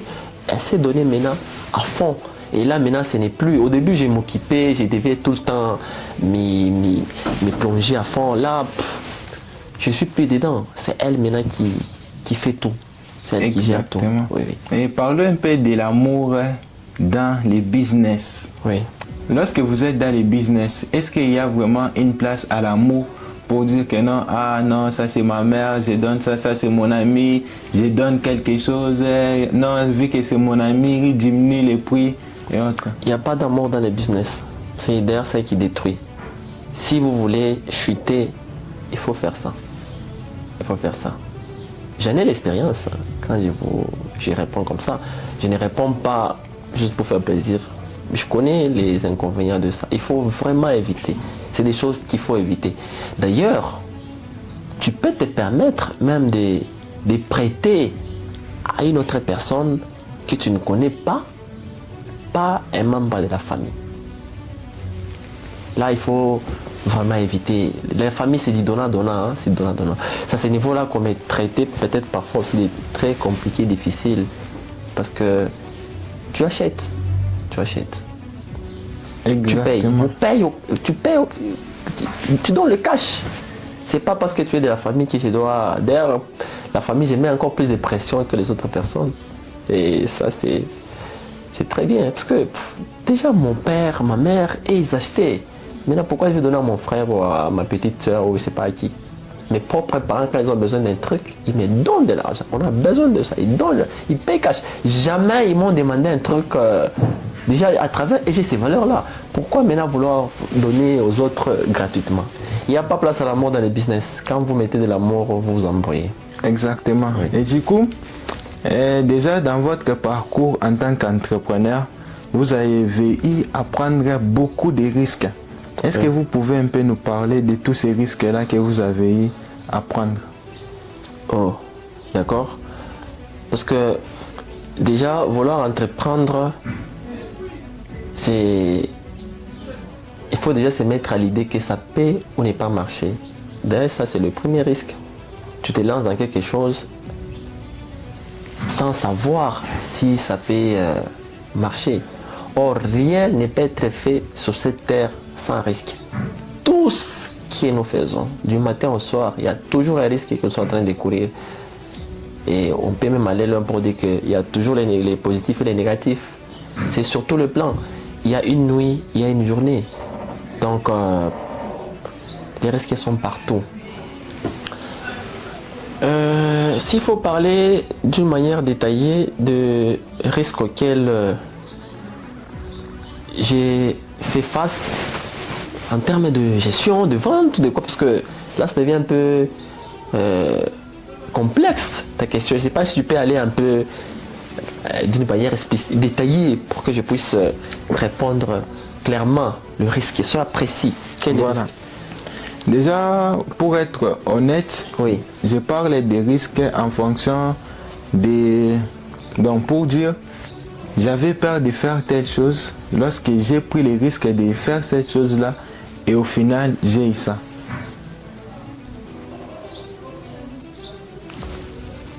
Oh, ok. C'est lancé. Mais ça, c'est à ce que je viens de répondre au début. Ici, je disais que le premier risque, c'est déjà avant de se lancer. Tu ne sais pas si la chose va tenir ou fonctionner. C'est ça le premier risque. Quand tu veux entreprendre déjà, sache que tu peux perdre ou gagner. Vois un peu. Que tu le veuilles ou pas. Et j'ai eu à perdre. Également, j'ai eu à perdre parce qu'il y a certaines commandes qu'on effectuait avec ma partenaire à l'extérieur. Vous envoyez de l'argent à quelqu'un en qui vous avez essayé 2 fois. Ça passe et tu penses que la 3e fois ça va encore fonctionner, tu envoies et l'argent ne revient plus jusqu'à aujourd'hui. Donc les risques sont toujours là. Mais ce n'est pas ça qui doit t'empêcher de t'arrêter. C'est par exemple ça. Envoyer, ça, ils renvoient des articles, j'envoie, ils renvoient, j'envoie pour la 3e fois, ils n'envoient plus. Ça me pousse à vouloir maintenant moi-même sortir pour aller chercher. Tu comprends? Parce que si la personne continue à m'envoyer, je vais toujours rester statico au pays. Or, en allant, moi-même, je vais découvrir d'autres réalités aussi. Tu vois un peu. Ce que nous avions dit encore au début, ce sont toujours les difficultés qui nous poussent à avancer. Et d'ailleurs, ça fait partie des lois même spirituelles. On nous éprouve pour nous permettre d'évoluer. On est là sur Terre, c'est pour apprendre et évoluer davantage. Sinon, cette Terre, la belle vie n'avait pas sa raison d'être. Exactement. Donc, nous sommes là pour évoluer. D'ailleurs, il y a une citation qui m'était venue en tête pour illustrer les risques de l'entrepreneur. Et cette citation disait que un entrepreneur, c'est une personne qui saute dans les vides. Et lorsqu'elle saute dans les vides, elle construit maintenant son parachute. Effectivement, donc quand tu es en train de chuter là, maintenant tu es en train de construire le parachute. Au fait, c'est ça. Mais quand ça paye aussi, c'est vraiment intéressant. C'est très intéressant. En tout cas, entreprendre, c'est très bien, mais aussi ce n'est pas appelé pour tout le monde. Hein, parce que si tous nous devons entreprendre, nous allons offrir nos services à qui? Allez-y comprendre. Mais cette émission où les gens l'entretien est pour des gens qui ont envie, qui ont cette énergie-là d'entreprendre, mais ils ont peur de se lancer. Ils sont retenus de ne pas vouloir faire. Il faut toujours essayer. Si ça marche, tant mieux. Si ça ne marche pas, au moins tu aurais tiré des leçons. Parce que nous ne faisons rien pour rien sur cette terre. Tout ce que nous faisons, nous tirons toujours une leçon.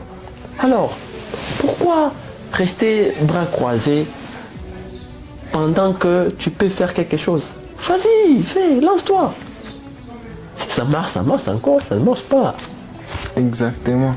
Déjà, j'espère que vous avez eu déjà des réponses à toutes les 3 questions que j'avais posées au début. Avoir peur de commencer, se donner pour excuse de ne pas avoir d'argent et aussi se dire qu'on ne sait pas par où commencer. Là, vraiment, on a répondu. Et d'ailleurs, quand tu as les idées, vous pouvez même trouver les financements. Des très bonnes idées, je dis bien des très bonnes idées, vous pouvez trouver les financements. Parce qu'il y a des gens qui ont l'argent qui ne savent pas quoi faire avec. Je vais vous donner mon exemple à moi par exemple.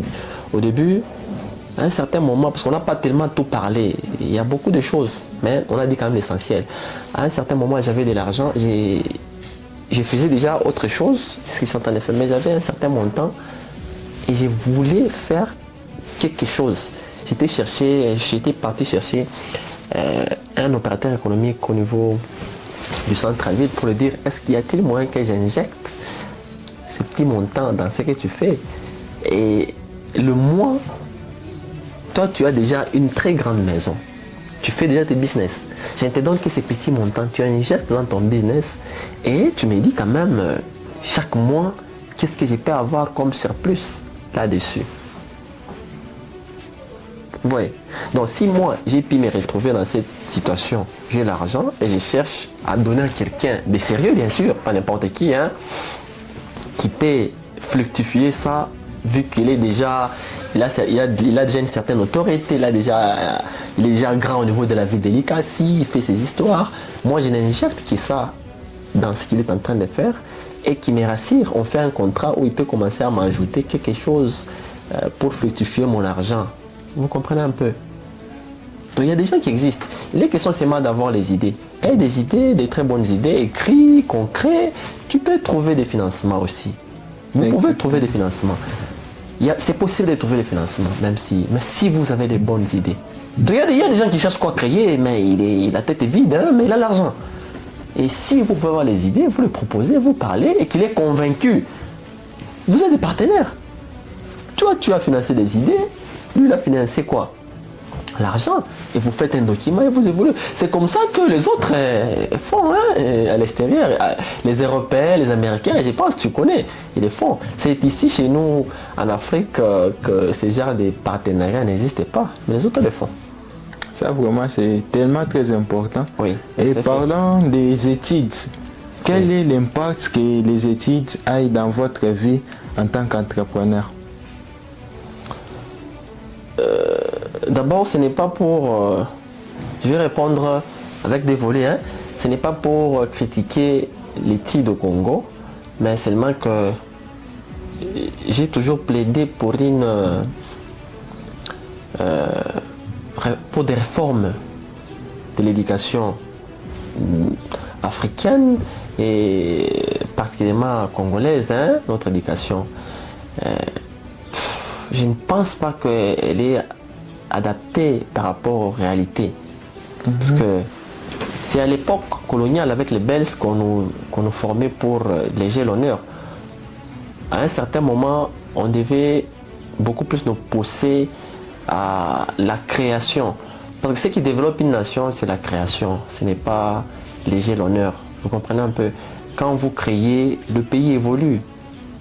Je crée, tu crées, on innove, j'innove et le pays se développe. Mais quand on est toujours dans les j'ai l'honneur, 3 personnes créent sur 10. Les 7 autres veulent écrire pour envoyer les lettres à ceux-là qui ont créé. Le pays n'évolue pas. Vous comprenez un peu? Donc, l'éducation ou la formation que j'ai eue universitaire, elle n'a pas tellement contribué dans ce que j'ai pu faire dans l'entrepreneuriat, mais par contre, ce qui m'a beaucoup plus aidé, c'est l'auto-formation. L'auto-formation, la lecture personnelle. J'ai m'intéressé moi-même à certains livres, comme par exemple le livre de Robert Kiyosaki, hein, Père riche, Père pauvre, et un autre de Ricardo Kanyama. La chèvre de ma mère. Voilà. D'ailleurs, j'ai recommandé ça à un ami. C'est vrai, hein? À un collègue de travail. Voilà, ce sont des livres vraiment intéressants. Quand vous les lisez, vous vous sentez comme si vous recevez notre énergie. Donc, ce n'est pas la formation que j'ai eue à l'université qui m'a permis d'entreprendre, de faire ce que j'ai pu faire. Non. Par contre, c'est la formation réussie à la maison, voir ma mère entreprendre, parce qu'elle faisait déjà l'entrepreneuriat aussi. La lecture de certains livres qui m'ont permis. Donc l'auto-formation, comme je l'ai dit, c'est l'auto-formation. Ce n'est pas...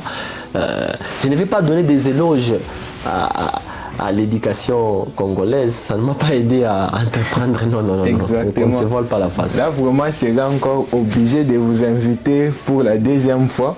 Parce que là, d'ailleurs, j'avais oublié un point très important qu'on devrait aborder. Oui. C'était la lecture. Okay. On devrait parler vraiment de la lecture. Quel est vraiment l'impact que la lecture a eu dans votre vie, dans votre parcours de vie en tant qu'entrepreneur? Pas seulement en tant qu'entrepreneur, même en tant que personne, comme ça, moralement, spirituellement.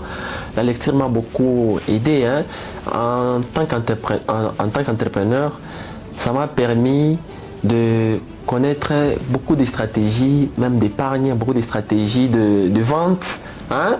Comment bien faire le marketing, comment écouler ses produits, comment saisir, avoir le cœur de tes clients, comment gagner la confiance des clients. Donc, d'une manière générale, hormis les idées personnelles, la lecture a influencé même à 60% ce que j'ai pu faire. Et donc, nous conseillons également à ceux-là qui veulent se lancer, pas seulement de chercher des idées, mais aussi de lire. Parce qu'à travers la lecture, tu peux même sortir une idée. Et d'ailleurs, je suis en train de travailler, peut-être si prochainement, si nous aurons l'occasion d'échanger, je te dirai ce que j'ai trouvé encore dans la lecture comme idée. C'est très intéressant. Ok. Très intéressant. Et comment est-ce que vous avez trouvé cette habitude-là de lire? L'habitude devient une seconde nature, comme on le dit souvent. Donc, moi, je me dis par exemple, au lieu de passer mon temps sur, par exemple, les réseaux sociaux, sur TikTok, d'ailleurs, je n'ai même pas des comptes TikTok sur mon téléphone. Je passe ce temps-là à la lecture. Parce que la lecture me construit. La lecture m'édifie. La lecture me motive. La lecture me transforme. Tu vois un peu? La lecture m'apprend énormément sur la vie. Et je crois tes abonnés vont se demander, quand il parle de lecture, il s'agit de quel genre de lecture? Qu'est-ce qu'il lit? Bon, nous n'allons pas révéler tout ce que nous lisons, mais du moins, il y a beaucoup de livres. Il y a beaucoup de livres. Aujourd'hui, l'Internet nous a facilité la tâche. À lui plat de télécharger des histoires, comme les jeunes aiment bien télécharger des livres, lisez, vous allez apprendre. Tu ne vas pas rester à stagner. Parce que tu peux stagner physiquement tel que tu me vois, mais j'ai déjà évolué mentalement. Pourquoi? Parce que j'ai appris quelque chose en lisant. C'est très important. Et d'ailleurs, l'éducation d'aujourd'hui, même pour nos frères qui sont dans les écoles, ça devient maintenant la conscience personnelle. Nous, à un certain moment, c'était les conditions, l'environnement dans lequel on s'est retrouvé qui est en train de nous contraindre à bien étudier. Tu comprends? Mais aujourd'hui, ce n'est plus le cas. L'éducation, ce n'est plus ça. Vous comprenez?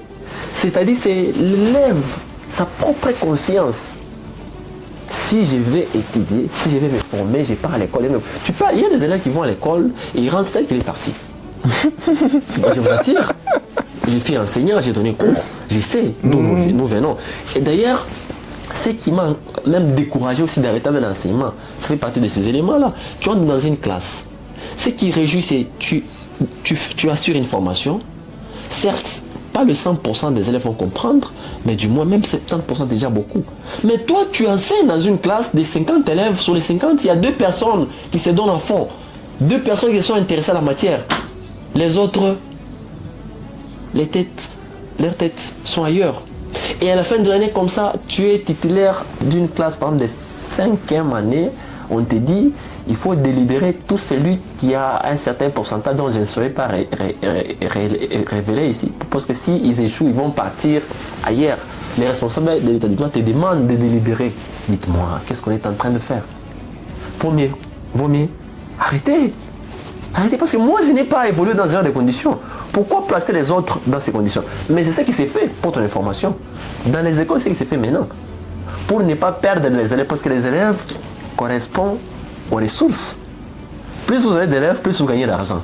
Donc, les responsables des établissements ne s'occupent plus de l'éducation des élèves, mais ils voient l'argent qui doit entrer. Oui, moi, tu es trop dur. C'est ça qui se passe, mon frère, je t'ai dit. Ce sont des choses qu'il faut dénoncer. Ce sont des choses que le gouvernement doit vraiment s'atteler là-dessus. Sinon, ce pays est en train de partir en filet. En tout cas, on va parler de ça. On va parler de ça dans notre prochaine interview. Parce que là, déjà, c'est garanti, il y aura une prochaine interview. En tout cas, ça me fera énormément plaisir. Je suis vraiment flatté et me sens considéré. L'esprit pour toi de m'avoir donné cette opportunité de m'exprimer sur ta chaîne, c'est une très bonne chose. Et vraiment, je dirais, on doit quand même conclure. Et du coup, pour conclure cette interview, pour conclure cette émission, ça s'est fait en 3 étapes. Okay.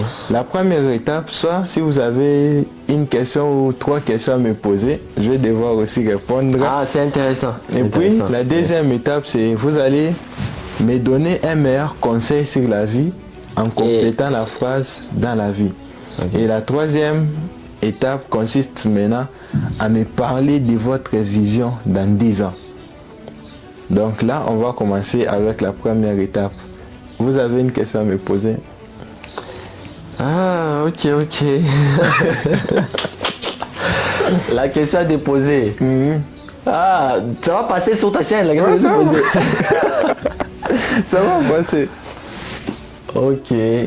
Tu es très intéressant d'abord. Ça, j'aimerais te dire. Et c'est quoi ta motivation? Parce que c'est quoi la motivation qui t'a poussé à faire tout ça, tout ce que tu es en train de faire? Exactement. Oui. Déjà, comme motivation, c'est le nom même de ce podcast. Le nom de ce podcast est Juste pour savoir. Ok. Donc, moi, je suis convaincu que pour avoir une meilleure vie, il faut d'abord devenir une meilleure personne. Et pour être une meilleure personne, il faut travailler sur son développement personnel. Donc, apprendre en continu.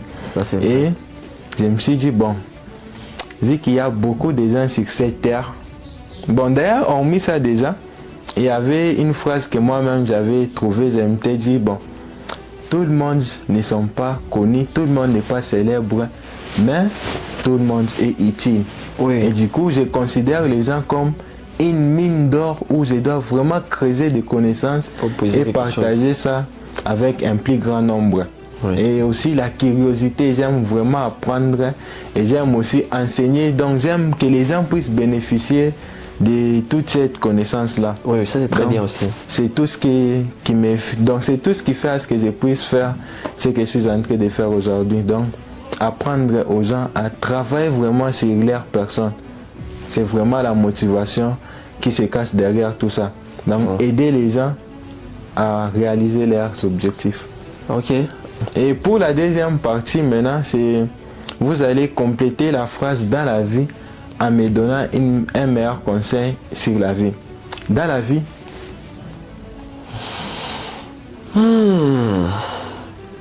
Je respire d'abord. Dans la vie, je ne cesserai de les répéter, je répète encore aujourd'hui, comme je l'ai toujours répété encore. Ne fais confiance à personne qu'en Dieu et en toi-même. Voilà ce que je peux te dire. Une phrase, c'est tout. Exactement. Qu'est-ce qui vous a poussé à donner ces conseils? Mon parcours, d'où je viens, les difficultés auxquelles j'ai été confronté. Et je me dis que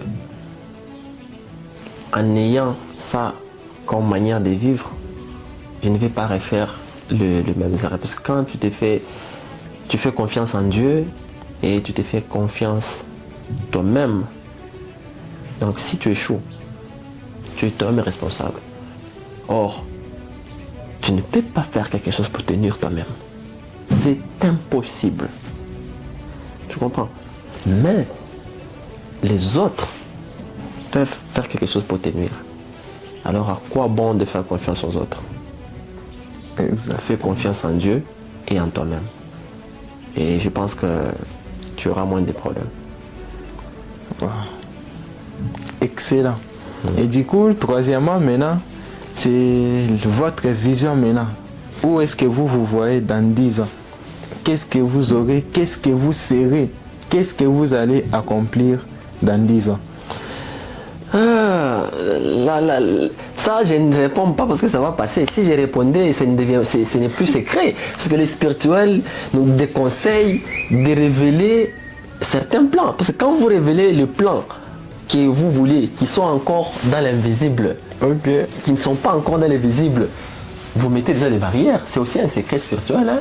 Donc, dans 10 ans, je me vois ne plus être au stade où je suis, évoluer. Ça vraiment c'est déjà trop vague. C'est vague. C'est vague. Bon, parce que je ne sais pas être détaillant, parce que si je suis détaillant, c'est compliqué, c'est très compliqué, je t'ai dit bien, c'est très compliqué. Parce qu'en étant détaillant, déjà je donne le plan. Le plan, on ne les révèle pas, les stratégies, on ne les révèle pas. Mais du moins, d'une manière générale, dans 10 ans, je souhaiterais ne plus être dans les mêmes conditions de vie où je suis aujourd'hui. Donc changer, évoluer sur tout le plan spirituel également, qui est aussi un plan très important. Hein. Je t'encourage, hein. En tout cas, il ne faut pas, c'est ce que je t'ai dit dans une certaine partie, il faudrait que je mette des éloges sur toi. Tu es encore jeune, tu travailles, bien sûr, et puis tu as voulu te lancer dans les numériques, pas seulement les numériques, les développements et tout ce qui va avec. Rares sont les personnes de ton âge qui réfléchissent de la sorte. Et moi, je me permets de dire, tu fais partie des gens rares ou des personnes qui sont en voie de disparition. Parce que déjà, moi, je me suis toujours estimé comme étant une personne vraiment différente et en voie de disparition, comme je l'ai dit. Mais être surpris de rencontrer quelqu'un aussi qui est dans un monde propre à lui, mais bon, en tout cas, c'est très encourageant. Je suis très content de ça et je sais que ça va aller. Ne vois pas d'abord ça, ce que tu as là. Ok? Ne vois pas ce que tu as là. Ce qui se présente, ne te décourage pas. Continue. J'espère que je reviendrai un jour dans ton émission et je vais te rappeler. Je dis, tu vois? En tout cas, merci beaucoup. il fallait pas baisser les bras. Je sais, je crois. Et je le sens même derrière. En tout cas, merci beaucoup. Merci beaucoup. Oui. Merci beaucoup. L'énergie que tu dégages est déjà prévisible. Ça me touche vraiment. Merci beaucoup. Voilà. Et d'ailleurs, je me rappelle, dans l'induction, je vous avais fait un compliment une fois que j'étais entré. Ah, je sais plus trop, hein. Donc, pour la première fois, on s'était croisés lorsqu'on descendait du bus. Et je vous avais salué. Et puis, je vous avais dit, en tout cas, je suis vraiment... Donc, je vous avais fait un compliment, mais j'ai oublié ce compliment-là. C'est vrai, hein? Je vous avais apprécié. Ok. Et votre réponse était, merci, je suis beaucoup flatté. Ok. Donc c'était ça vraiment déjà. Notre première rencontre, hein? Exactement. Déjà dans l'induction, je vous avais remarqué les caractères vraiment. Oh, en tout cas. Ça m'avait touché. Ça c'est très bien. En tout cas, on va finir notre interview. Je ne sais pas si vous avez un mot à dire. Je demanderai à tes abonnés, parce que je m'adresse à eux en tant qu'abonné aussi de ta chaîne, de soutenir cette initiative. Hein. Il faut soutenir. C'est un frère africain qui est en train de... Beaucoup plus, il ne le fait pas pour de l'argent, c'est tel que moi je viens de le constater. Il est fait pour les idées qu'il a données au début. Et donc, c'est pas tout le monde qui viendront, mais c'est là qui ont cette volonté-là d'apprendre. Je vous demanderai de vous abonner à sa chaîne parce qu'il y aura des bonnes choses et uniquement des bonnes choses parce qu'il fait bien ses sélections pour vous proposer des très bons contenus. Et abonnez-vous à sa chaîne. En tout cas, merci beaucoup. Et là, je crois qu'on va devoir terminer cette interview. J'espère qu'elle vous a beaucoup plu. Dans tous les cas, vous pouvez toujours, pour ceux qui sont arrivés jusqu'ici, vous pouvez me dire dans les commentaires comment est-ce que vous avez trouvé cette interview, quelles sont les leçons que vous avez appris de cette interview. Et dans tous les cas, je vous dis, donc, comme j'ai toujours fini mes vidéos, sans plus tarder, c'était Axel Bin. Ce que vous voulez que les hommes fassent pour vous, faites-les de même pour eux. Pourquoi? Oui. Parce que ça, c'est la règle d'or. Effectivement, oui. Merci, en tout cas. Merci.